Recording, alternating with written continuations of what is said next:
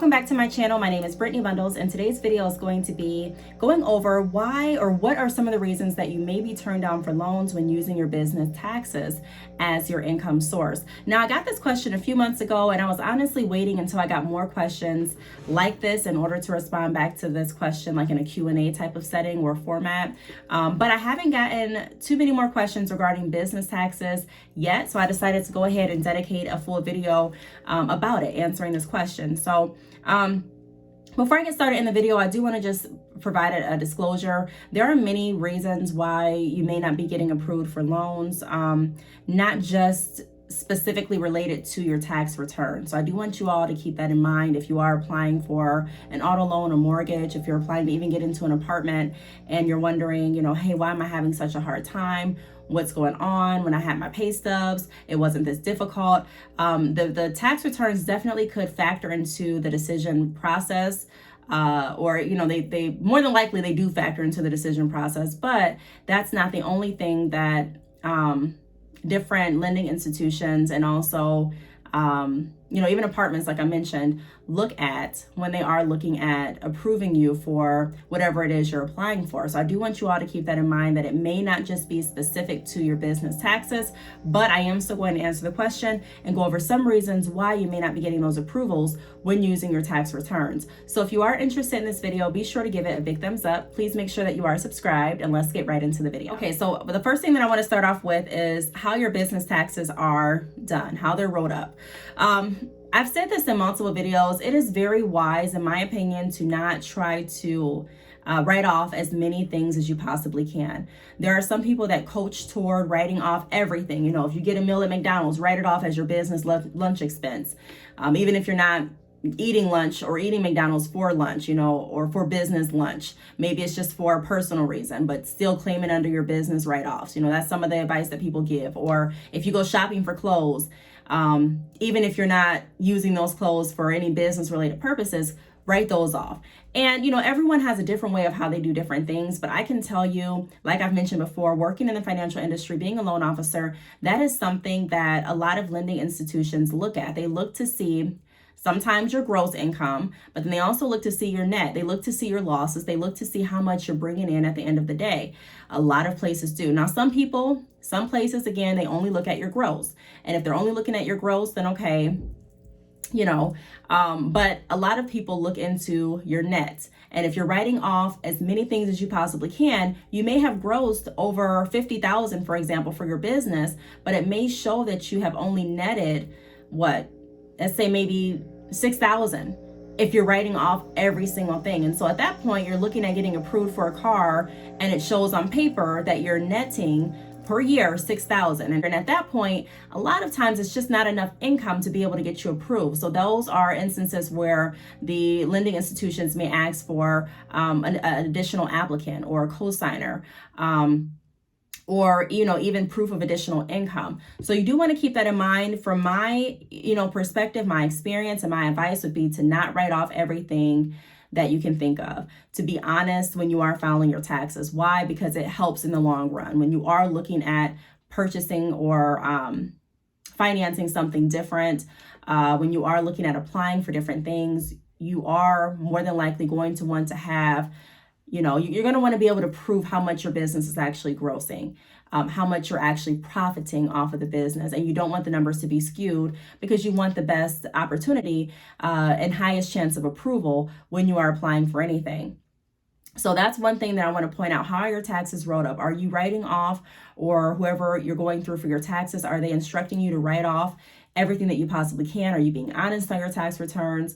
And then also, what else do I want to put on there? That's pretty much what I wanted to cover, just the write-off portion for my first tip. Are you being honest on your tax returns? And are you saving documents that prove how much you're actually making? So for example, are you keeping track of your receipts and your graphs? There are some entrepreneurs that keep track of their expenses via a graph or QuickBooks. Do you have proof of all the documents that you take in when you file your taxes so that they can know how much to record for your income? Are you able to easily access those documents again if need be? And then also, are you making sure that you're maintaining your bank account? Because sometimes if you are applying with your tax returns, whoever you're applying with, they will ask to use your bank statements in addition to your tax returns just to get more clarity, because some lending institutions understand that there may have been more write-offs than usual or than there should be. And so they'll look at your bank statements for verification of income instead. Also, the second point that I wanted to go over in regards to why am I being turned down for loans using my business taxes is because your business may be considered a risky business. Now, I just want to say this. Whenever you're applying for something and you're using your tax returns, it is considered a risk in general, just because it's a business. And a lot of times with your business, it's not always consistent versus a 9-to-5 where you have the consistent amount or a consistent amount that you're paid every week or every 2 weeks.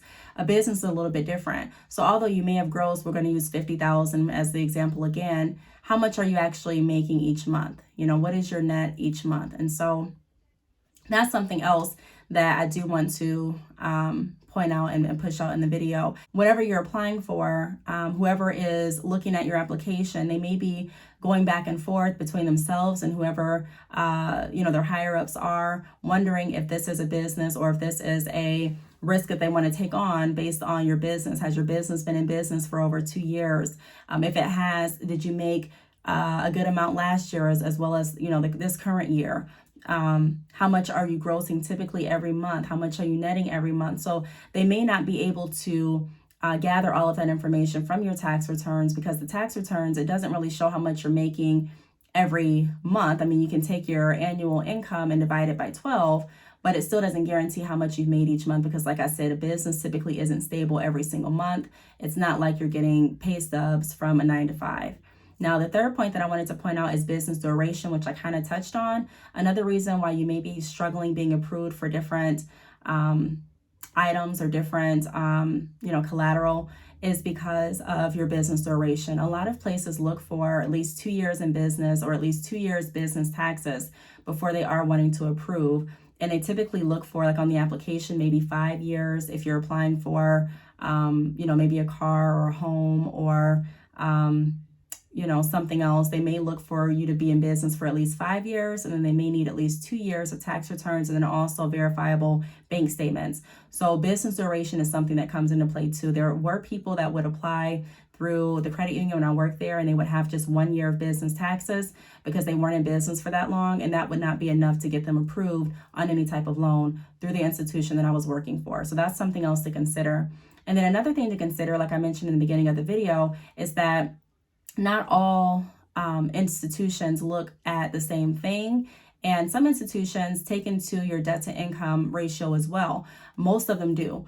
So they may look at your tax returns. Everything may look right. You may have not claimed as many write-offs. They may be able to see that your business has been an established business for a while. You may have come with 2 years of tax returns and everything looks good. You have a good amount of income on your tax returns, but the debt that you already have outweighs the income that's listed on your tax returns. So that could be another reason. It may not be specifically due to your tax returns why you're being denied. It could have something to do with the debt to income and then also credit score. So credit score is the next point that I'm going to get to.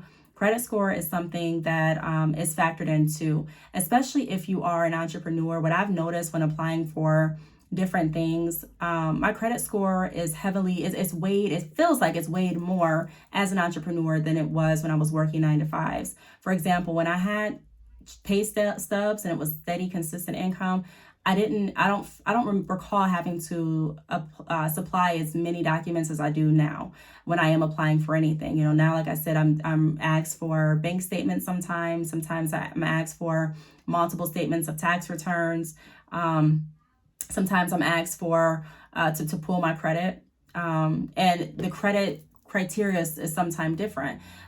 Some places that I've gone to have stated if you have pay stubs, they're looking for a credit score of 580 to 600. But if you have tax returns and if you are an entrepreneur, they're looking for a credit score of maybe 620 and above, for certain things. So every lending institution has a different practice, and everyone has like different criteria that they go off on. But these are some reasons that you may find it a little bit more challenging to get approved using your business tax as opposed to pay stubs. So we went over making sure that your taxes are done correctly, not adding additional write-offs if those write-offs are not correct and valid. Also, knowing that whoever you're applying through may consider your business risky. They may consider just all businesses in general risky, especially if you haven't been in business for that long, because it is sort of a risk because you're not getting paid the same amount every single week or every 2 weeks.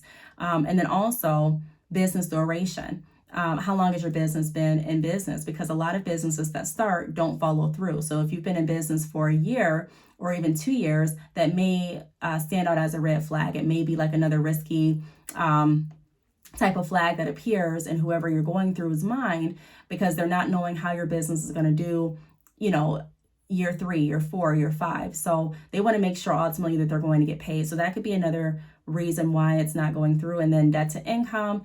Even if your tax returns are done correctly, a lot of places are still going to check your debt to income to make sure that you can afford what it is you're applying for. And then also your credit score, making sure that your credit score is adequate enough to be able to sustain what it is you're doing. Because the credit score is also going to tell a picture, not always, but sometimes it does.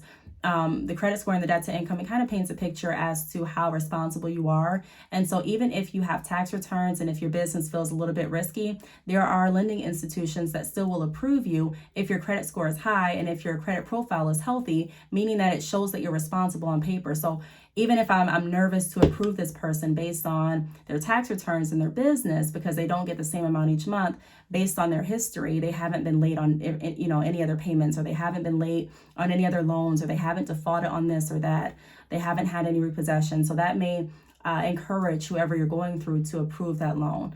So these are some tips and some reasons that I wanted to go over in this video. I really hope that they answered this question. If you have any additional questions, feel free to leave them down below. Thanks so much for watching, and I'll see you all in the next video. Bye.